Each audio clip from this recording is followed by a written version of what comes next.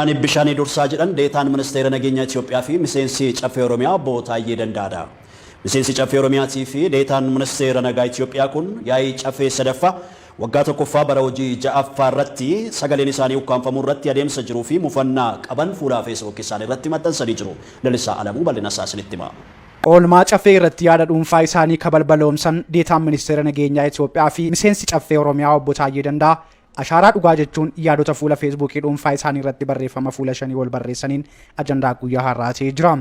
Akka obbo Taayyeen barreeffama kanaan of ibsuuf yaadanitti filannoo marsaa ja'affaa Itoophiyaan geggeessiteen miseensa caffee Oromiyaa ta'uun Shawaa Kaabaa naannoo filannoo Kuyyuu irraa miseensa paartii badhaadhinaa fi bakka bu'aa uummataa namoota 100,000 akka heera Oromiyaatti keewwata 48 muraasa 3 jalatti tumameetiin bakka bu'iinsa uummataa ta'uu isaanii ibsanii jiru. Wal dhabdeen afyaa'ii caffee fi isaan gidduutti guyyaa dheengaddaa uumame daran babal'atee jiraachuu yaada isaanii kana keessatti ibsuun isaanii hubatamee jira. Marii caffee duraa irratti jechuun obbo Taayyeen miira jiru akka ibsanitti hojimaata caffee keessaa mariin caffee duraa hin jiru. Korri caffee galma caffee qofaatti geggeeffama. Garuu miseensoti caffee tuuta ja'atti qoodaman gabaasa dheengadda dhiyaatee irratti guyyaa lamaaf raawwachiiftota olaanoon mariisifamuun kallattii fudhatanii sodaachisuunis keessa jira. Kun ta'uu hin malle jechuun iccitii dhuunfaadhaan caffee dura tures saaxiluuf dirqamanii jiru. Afyaa'iin ajandaalee sagal diriirsuun yaada gaafatan irratti yaada laachuuf harka wayita baasan sagalee isaanii ukkaanfamuu fi maayikiin jalaa cufamuun oduu keenya adoolessa 19 keessatti dhiyeessuun ni yaadatama. Obbo Taayyeenis kanuma cuunfuun kaa'anii jiru. Gabaasa caffeen raggaasisee irratti mormii qaban ka dhiyeessan wayita ta'u akka yaada isaaniitti ajandaan fardiin nageenyaa fi itti gaafatamummaadha. Ajandaan kamuu sana dursuu hin qabu. Haala qabatamaa waggaa guutuu keessa turee fi ammas keessa jirru waliin dhimma nageenyaa kophaatti ilaaluun dirqama jedhee namanaa dubbichi sirriitti ilaalamuun miidhaa fi kisaaraa dhaqqabeeffammoo itti gaafatamummaa mirkaneessuu barbaachisa. Otoo kana hin godhin karoora bara dhufuu ilaaluun sirrii miti. Ajandaa nageenyaa ajandaa midhaanii fi bishaanii keessaa makuun qoosaa malee waan biraa hin ta'u jechuun ajandaa nageenyaaf dhukkubsataa jiraachuu isaanii obbo Taayyeen yaada isaanii kanaan ibsanii jiru. Marii caffeen ajandaalee sadii bakka tokkotti cuunfuun gabaasa bara darbee karoora bara dhufuu fi baay'ata dabalataa bara darbeetiin jechuun kan isaan kaasan irrattis yaada dhuunfaa isaanii obbo Taayyeen ibsanii jiru. Akka yaada isaaniitti gabaasa nageenyaa irratti gabaasni dhiyaate caffee kabajamaa waan madaalu miti jechuun kan isaan ibsan obbo Taayyeen waa'ee rakkoo nageenya Oromiyaa keessatti qaqqabaa jiru irratti miidhaan uummata keenya irra dhaqqabee gabaasicha keessatti hin mul'anne fulbaanaa haga har'aa Oromiyaa keessatti namoota nagaa meeqatu ajjeefame, nama meeqatu qaama hir'ate, meeqatu qe'ee fi qabeenya irraa buqqifame dararamaa jira, mana hiyyeessaa meeqatu gubate, sangaa hiyyeessaa meeqatu qalame, dhiiraa dubartii meeqatu gudeedame, qabeenya mootummaa fi dhuunfaa hagamtu mancaafame, nageenya tiksuun yoo dhabame illee miidhama kana qindeessanii gabaasuun maaf dadhabame jechuun gaafii miseensonni caffee of gaafatuu qaban dirmammeessanii darbanii jiru.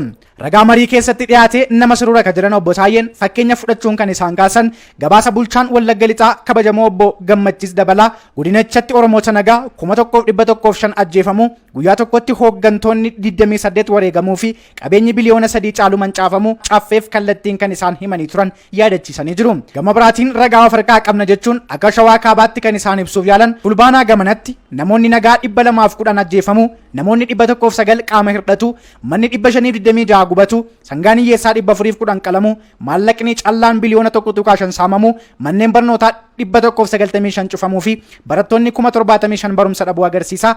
Gaafa itti dhiyeenyaan qoratamu sanaa oliyyuu ta'uu mala jechuudhaan waan caffee irratti hin ka'inafe dhumaatii namootaa fi hooggansaa akkasumas mancaatii qabeenyaa ibsaniitii jiru.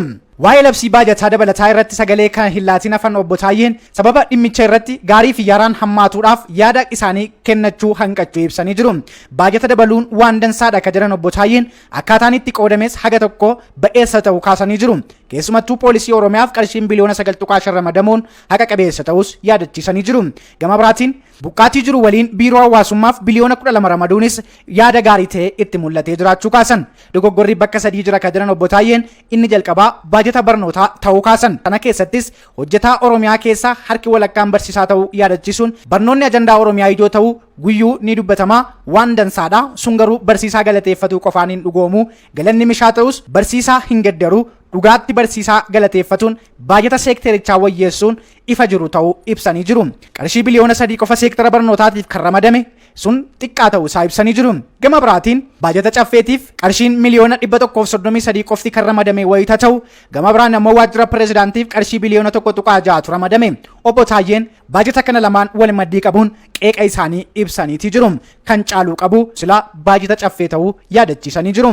Sirna cimsanii ijaaruun biyyaaf utubaadha ka jedhan obbo Taayyeen garuu sirni qoosaan hin ijaaramuu jedhan. Waa'ee wal dhabdee gidduu isaanii barreeffama isaanii keessatti yeroo ibsan obbo Taayyeen sila cufannee osoo mari'annee yoonaas hin jirru qaata jabaanne biyya jabeessinee jechuun akka amala mariin jiraatuuf ammoo guddoo kadhanne namoota guguddoonis danuu gorfamne garuu hin milkoofne marii keessoof karri cufaadha jechuun wal dhabdeen gidduu isaaniitti dhohee jiru daran babal'atee jiraachuu isaa mirkaneessanii jiru.